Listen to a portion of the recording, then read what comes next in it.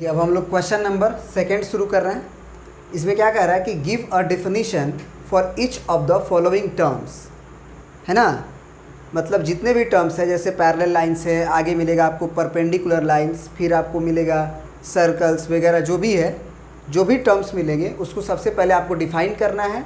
फिर कह रहा है कि are there other terms that need to defined first, क्या इस टर्म को डिफाइन करने के लिए कोई टर्म्स यूज करना पड़ रहा है। तो आप क्या करो, कोई अदर टर्म्स की ज़रूरत अगर पड़ रही है इस टर्म्स को डिफाइन करने के लिए, व्हाट आर दे, वो टर्म्स क्या हैं, and how might you defined them, और आप उसे कैसे डिफाइन कीजिएगा। ठीक है ना। तो पैरेलल लाइंस किसे कहते हैं, तो हमने लिखवाया है कि distance between two lines are always same at every point and lines never meet each other which lie on the same plane. हमने बोला कि दो लाइन जिनके बीच की डिस्टेंस एवरी पॉइंट पे, हर एक पॉइंट पे सेम हो, एवरी पॉइंट पे, और डिस्टेंस का मतलब होता है परपेंडिकुलर डिस्टेंस, याद रखिएगा। तो हमेशा सेम हो और साथ ही साथ वो लाइन कहीं मिलना नहीं चाहिए, इनफाइनाइटली रूप से आप बढ़ाते रहो, वो कहीं मिलना नहीं चाहिए। और हमने लिखवाया है कि दोनों लाइन जो पैरेलल हो वो सेम प्लेन में लाई करना चाहिए, एक प्लेन में लाई करना चाहिए। क्योंकि कुछ लोग को लगता है ना कि पैरेलल लाइंस जो होते हैं वो अगर कहीं नहीं मिलेंगे, अगर आप इनफाइनाइटली रूप से आप बढ़ाते रहो और अगर वो कहीं नहीं मिलेंगे तो उसे पैरेलल कहते हैं, जबकि ये पूरी सच्चाई नहीं है। आप कहोगे सर कैसे, आप दोनों लाइन को अगर इनफाइनाइटली रूप से बढ़ा रहे हो और वो नहीं मिल रहा है तो पैरेलल है। तो हम बोलेंगे बाबू तुम वो लाइन सोचो जो इस तरह का है, ये है ना, इस तरह का सोच के देखो, क्या ये लाइन पैरेलल है? नहीं है। एक इधर की तरफ जा रहा है और एक इधर की तरफ जा रहा है, लाइन ये इंड हो नहीं चुका है, बढ़ेगा, कहीं नहीं मिलेगा लाइन, क्योंकि ये इधर की तरफ भागेगा, ये इधर की तरफ भागेगा, ये इधर की तरफ भागेगा, ये पीछे की तरफ, कहीं नहीं मिलेगा। लेकिन ये पैरेलल नहीं है। क्यों नहीं पैरेलल है? क्योंकि इसमें हम एक प्लेन नहीं रख सकते हैं, एक प्लेन में नहीं आएगा दोनों, है ना। एक तो एक प्लेन रखोगे तो ये हाथ वाला प्लेन है, मान के चलो बड़ा, इसी को कर लो तो इस प्लेन में आएगा, तो ये प्लेन को काट देगा। इस प्लेन में अगर कोई हाथ रखोगे ऐसे करके, ऐसे, है ना, इसमें बड़ा सा तख्ता रख दो, इसमें भी बड़ा तख्ता रख दो, तो वो इंटरसेक्ट कर जाएगा, तो वो दो प्लेन हो गए। एक बड़ा सा चद्दर रख दो, है ना, लोहा का, इस प्लेन में ये लाइन आ गया, इसमें भी रख दो। मालूम है ना कि लाइन इतना मोटा नहीं होता है, ब्रेथलेस क्वांटिटी, उसमें चौड़ाई नहीं होती है, केवल लंबाई होती है। तो ये प्लेन उस प्लेन में आ जाएगा लाइन, ये भी, तो ये दोनों प्लेन अलग अलग हो गए, इसीलिए ये पैरेलल लाइन नहीं होंगे। तो सबसे पहले पैरेलल लाइन होने के लिए दोनों लाइन का एक प्लेन में होना ज़रूरी है, दोनों लाइन का एक प्लेन में होना ज़रूरी है। पहली बात, एक प्लेन में होने के बाद वो कहीं नहीं मिले, एक प्लेन में होने के बाद। हाँ, ऐसे भी बोल सकते हैं कि एक प्लेन में लाई करने वाले ऐसे दो लाइन, एक प्लेन में लाई करने वाले ऐसे दो लाइन जो कहीं नहीं मिलते हैं, उसे हम लोग पैरेलल लाइन कहते हैं। ये भी पैरेलल लाइन का डेफिनेशन सही है। या distance between two lines which lie in a plane is everywhere, क्या बोल दिया हम, distance between two lines is equal at every point which lie on a plane. माने एक प्लेन में लाई करने वाला वो दो लाइन जिनके बीच की डिस्टेंस हर जगह, हर पॉइंट पे सेम हो।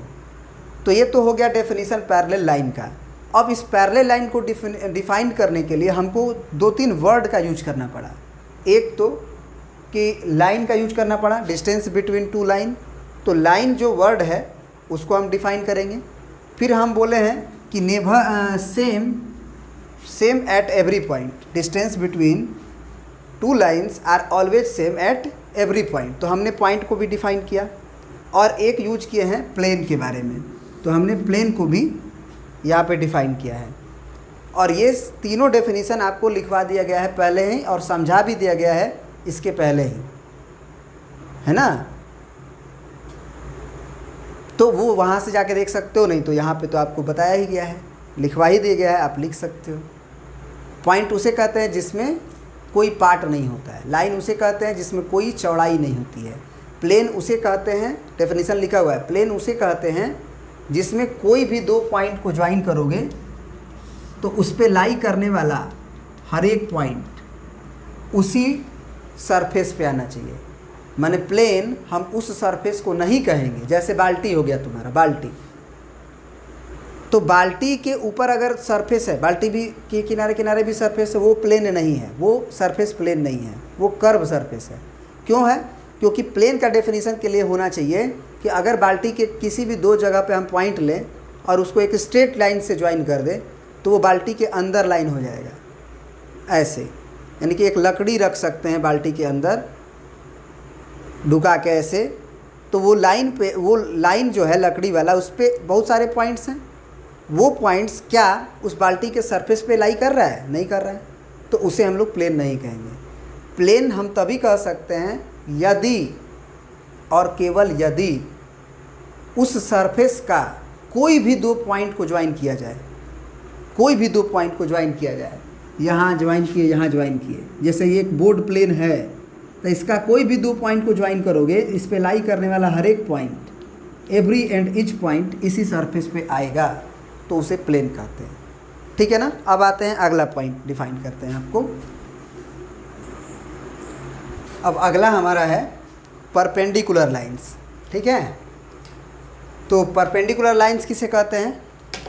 देखिए, a line meeting another line at right angle is said to be perpendicular lines. Perpendicular lines मतलब अगर एक लाइन जो है दूसरे लाइन को परपेंडिकुलर पे, माने 90 डिग्री पे मिलता है। कहाँ मिलता है? 90 डिग्री पे, राइट एंगल पे। राइट एंगल मतलब 90 डिग्री। कोई भी, जैसे यही लाइन है, इस लाइन को एक दूसरा लाइन क्या डिग्री पे मिलता है? 90 डिग्री पे। तो हम कहते हैं कि ये दोनों लाइंस जो है वो परपेंडिकुलर है। चाहे कितना भी तिरछा आप कर लीजिए, ये कर लीजिए, ये लाइन अगर 90 डिग्री पे मिला तो हम लोग बोलेंगे कि ये दोनों लाइन परपेंडिकुलर है। अब ऐसे भी हो सकता है, जैसे मान लीजिए कि एक ऐसे है, एक ऐसे है, इसे 90 डिग्री नहीं बोलेंगे। एक ऐसे है, एक ऐसे है, 90 डिग्री नहीं बोलेंगे। अगर आपका ऐसे हुआ तो दूसरा लाइन 90 डिग्री बनाता हुआ मिलना चाहिए। दूसरा लाइन 90 डिग्री मिला, है ना, बनाता हुआ मिलना चाहिए, तब उसे हम लोग बोलते हैं परपेंडिकुलर लाइंस। तो ये भी कह सकते हैं कि अ लाइन मीटिंग की जगह पे intersecting another line at right angle is said to be perpendicular lines. Clear हो गया। अब परपेंडिकुलर लाइंस को डिफाइन करने के लिए हमको एक वर्ड यूज करना पड़ा, लाइन, क्योंकि अलाइन मीटिंग तो लाइन के बारे में, एंड एक वर्ड यूज हुआ एंगल। राइट एंगल तो फिर 90 डिग्री, आप समझ ही गए। तो एंगल किसे कहते हैं? लाइन तो आप जानते हैं कि lines is a breathless length. Line क्या है?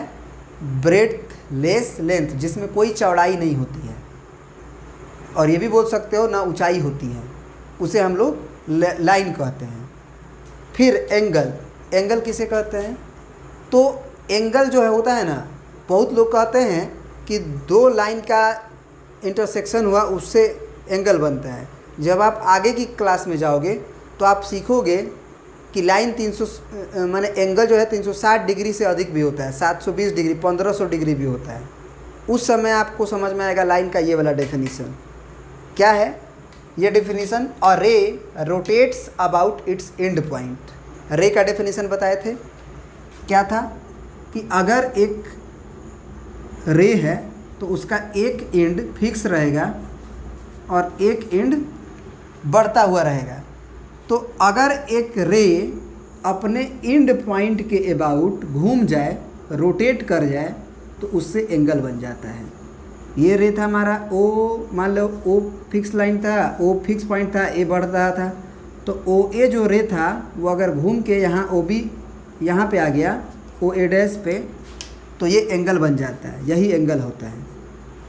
तो यही एंगल का डेफिनेशन है कि a ray rotates about its end point, then angle will be generated, तब एंगल बन जाता है।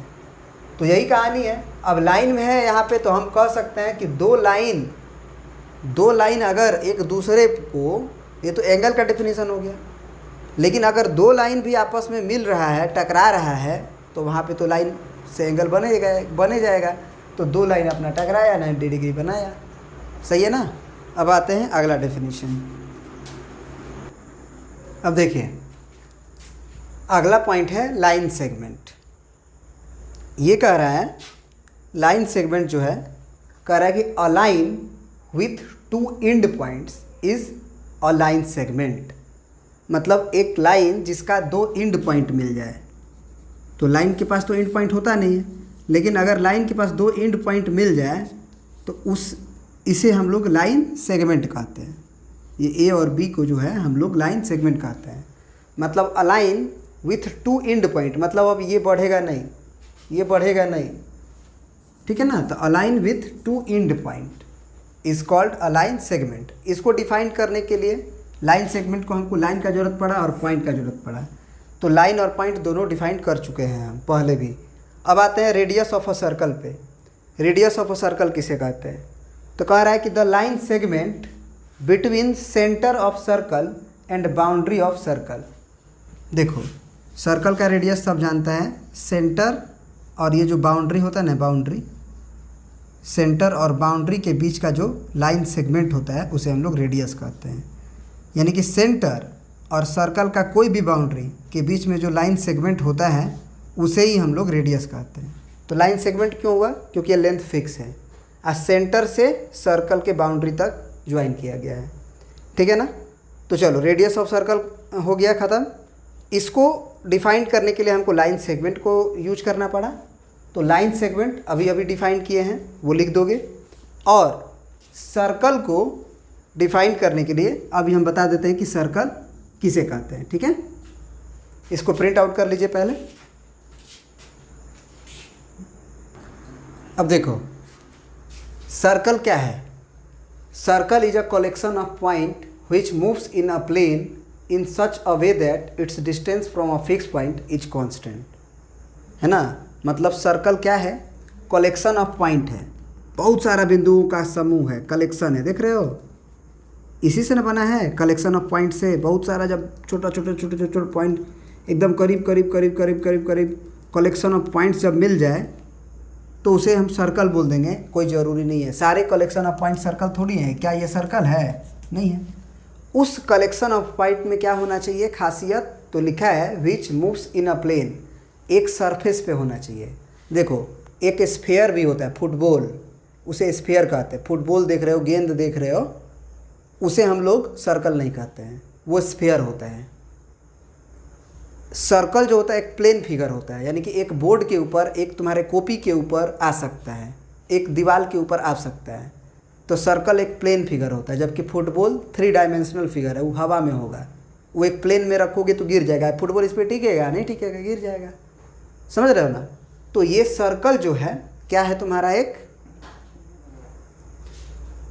प्लेन फिगर है, और प्लेन में भी वो कलेक्शन ऑफ पॉइंट्स है। और वो भी कलेक्शन ऑफ पॉइंट्स क्या है कि एक फिक्स पॉइंट से उसकी दूरी सेम है। ये पॉइंट की, ये जितने भी पॉइंट हैं उसका एक फ़िक्स पॉइंट यहाँ दे दिया गया, जिसको कि सेंटर बोला जाता है। तो फिक्स पॉइंट से जितनी भी पॉइंट जितना भी लिया जाएगा वो समान होनी चाहिए। तो ये जो बाउंड्री होती है कलेक्शन ऑफ पॉइंट, उसे ही हम लोग सर्कल कह देते हैं। ज़्यादा डिटेल में नहीं जाना है, डेफिनेशन याद कर लो, ठीक है। अब आगे बढ़ते हैं। लास्ट आ जाइए आप, स्क्वायर। जो 6 नंबर आपका था, 5 नंबर वो आपका स्क्वायर था। स्क्वायर किसे कहते हैं? एक quadrilateral with all sides are equal and angles are right angle, है ना। एंड ऑल लिख लो, एंड ऑल, एंगल्स तो लिखे ही हो, and angles are right angle. मतलब एक क्वाड्रिलेटरल जिसके चारों लेंथ बराबर हैं, ये भी लेंथ, ये भी लेंथ, ये भी लेंथ, साथ ही साथ एंगल्स जो हैं वो 90 डिग्री के हैं, उसे हम लोग स्क्वायर कहते हैं। फॉर एग्ज़ाम्पल जो आप कैरम बोर्ड खेलते हो वो एक स्क्वायर होता है। फॉर एग्जांपल जो चेस होता है, जो चेस खेलते हो वो एक स्क्वायर होता है, ठीक है ना। तो ये हो गया डेफिनेशन किस चीज़ का, स्क्वायर का। अब स्क्वायर का डेफिनेशन में हम लोग क्या क्या वर्ड यूज किए हैं, क्वाड्रिलेटरल यूज किए हैं, फिर एंगल यूज किए हैं, ठीक है ना। क्वाड्रिलेटरल यूज किए हैं और एंगल यूज किए हैं। तो क्वाड्रिलेटरल का डेफिनेशन क्या है, a plane enclosed figure with 4 side. एक प्लेन और बंद हुआ आकृति, क्लोज माने क्या होता है, इनक्लोज माने बंद, घिरा हुआ है। अब प्लेन माने एक सरफेस पे होना चाहिए, यानी कि एक सरफेस पर enclose figure with 4 side, 4 go side से बंद आकृति कोई भी हो। प्लेन में एक बोर्ड हमारा प्लेन है जिस पे हम लिख रहे हैं, कॉपी तुम्हारा प्लेन है उस प्लेन में, तो इसे हम लोग क्वाड्रिलेटरल कहते हैं। तो उस क्वाड्रिलेटरल में अगर चारों लेंथ बराबर हो जाए और चारों एंगल 90-90 डिग्री तो उसे स्क्वायर कहते हैं। अब इसमें यूज हुआ है एंगल, पॉइंट शायद नहीं यूज हुआ है, हम ऐसे ही लिख दिए हैं, ठीक ना, एंगल। तो एंगल को हम लोग डिफाइन किए थे कि एंगल किसे कहते हैं, बताए थे ना, अ रे विच rotate about its end point. अपने एंड पॉइंट के अबाउट अगर एक रे रोटेट कर जाए, घूम जाए, तो वहाँ से एक एंगल बन जाता है, 30 डिग्री, 60 डिग्री, 90 डिग्री, जो भी है, ये रोटेट कर देना चाहिए। या फिर अगर एक पॉइंट के अबाउट 2 लाइन डाइवर्ज कर जाए, है ना, डाइवर्ज कर जाए, तो भी एंगल बन जाता है। ये भी इधर भाग जाए, इधर भाग जाए, तो एंगल बन जाएगा, ठीक है ना। तो ये ऑल अबाउट क्वेश्चन नंबर 2 हो गया। अब आगे पढ़ेंगे क्वेश्चन नंबर 3 के बारे में अगले क्लास में। Thank you.